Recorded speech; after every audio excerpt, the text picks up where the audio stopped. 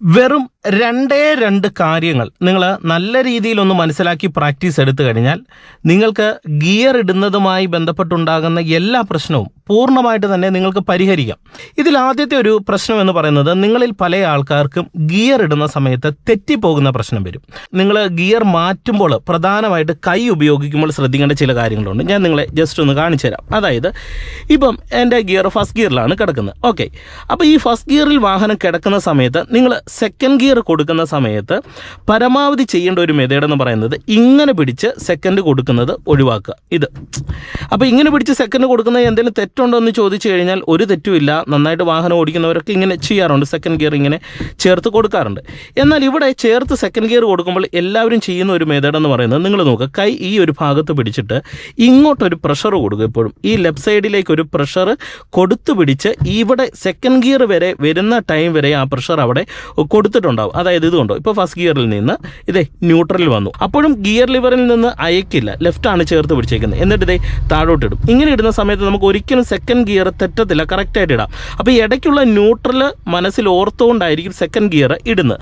അപ്പോൾ നിങ്ങൾക്ക് ഇങ്ങനെ ഗിയർ ഇടുന്ന സമയത്ത് തെറ്റാതിരിക്കണമെന്നുണ്ടെങ്കിൽ നിങ്ങൾ ചെയ്യേണ്ടത് കൈ ഇങ്ങനെ പിടിക്കുക. ഇങ്ങനെ പിടിച്ച് ലെഫ്റ്റ് സൈഡിലേക്ക് നല്ല പ്രഷർ കൊടുത്തിട്ട് ഫസ്റ്റ്, ന്യൂട്രൽ, സെക്കൻഡ്, ഇത് ഓർത്ത് കറക്റ്റായിട്ട് ഇങ്ങനെ ഇടണം. ഇനി സെക്കൻഡിൽ നിന്ന് തേർഡ് കൊടുക്കുന്ന സമയത്ത് ഗിയർ തെറ്റാതിരിക്കണമെന്നുണ്ടെങ്കിൽ നിങ്ങൾ പ്രധാനമായിട്ടും ചെയ്യേണ്ടത്, ഒരിക്കലും ബലം കൊടുത്ത് തേർഡ് ഗിയർ ഇടാൻ നോക്കരുത്. എന്ന് പറഞ്ഞാൽ തേർഡ് കൊടുക്കുന്ന സമയത്ത് നിങ്ങൾക്ക് ഇതുകൊണ്ട് ഇതുപോലെ കൈ പിടിക്കുക. ഇങ്ങനെ കൈ പിടിച്ച് ജസ്റ്റ് മുകളിലേക്കൊന്ന് തട്ടിക്കൊടുക്കുക. അതായത് ഒരുപാട് ബലമൊന്നും കൊടുക്കണം, ചുമ്മാ ഒന്ന് തട്ടിക്കൊടുത്തു കഴിഞ്ഞാൽ ഗിയർ ലിവർ കറക്റ്റ് നടുക്കോട്ട് വരും. അതെങ്ങനെയാണെന്ന് ഞാൻ നിങ്ങളെ കാണിച്ചത്. ഇതുകൊണ്ട് ഇപ്പം നിങ്ങൾ ഈ ലെഫ്റ്റ് സൈഡ് ചേർന്ന് കിടക്കുകയാണ്. ജസ്റ്റ് ഒരു തട്ട് കൊടുക്കുന്ന സമയത്ത് ഇതേ നമ്മൾ പതിയെ ഒന്ന് അനക്കി കൊടുത്തപ്പം ഈ ഒരു സൈഡിലേക്ക് വന്നിട്ട് ലിവർ ഇങ്ങോട്ട് വന്ന് കറക്റ്റ് നടുക്കുള്ള പൊസിഷനിൽ വന്ന് കിടക്കുകയാണ്. ഇനി ഇവിടുന്ന് നമുക്കിതുകൊണ്ട് തേർഡ് ഗിയർ ഇങ്ങനെ ഇടാം. ചുമ്മാ മേളിലേക്ക് ഒന്ന് പ്രസ് ചെയ്ത് വിട്ടാൽ മതി, തേർഡ് ഗിയർ കറക്റ്റായിട്ട് വിടും. അപ്പം നമുക്ക് തേർഡിൽ നിന്ന് ഫോർത്തിലേക്ക് ഗിയർ ഇടണമെന്നുണ്ടെങ്കിൽ ഒന്നും ചെയ്യേണ്ട, നിങ്ങൾ ജസ്റ്റ് കൈ ഇങ്ങനെ പിടിക്കുകയോ എങ്ങനെ പിടിച്ചാലും കുഴപ്പമില്ല.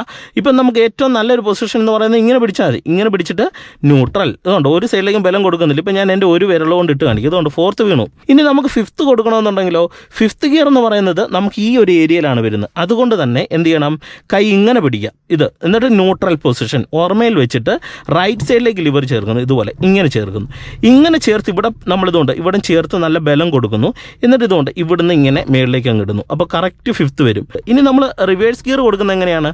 റിവേഴ്സ് ഗിയർ കൊടുക്കുന്ന സമയത്ത് ന്യൂട്രൽ ലിവർ വരും, നടുക്കായിരിക്കും എപ്പോഴും ലിവർ കിടക്കുന്നത്. ഒരിക്കലും ഈ സൈഡിലേക്കോ ഇങ്ങനെ സൈഡിലേക്കോ പോവില്ല. ഈ സൈഡിലേക്ക് ചേർക്കുക, നേരെ താഴോട്ട് വലിച്ചിടുക.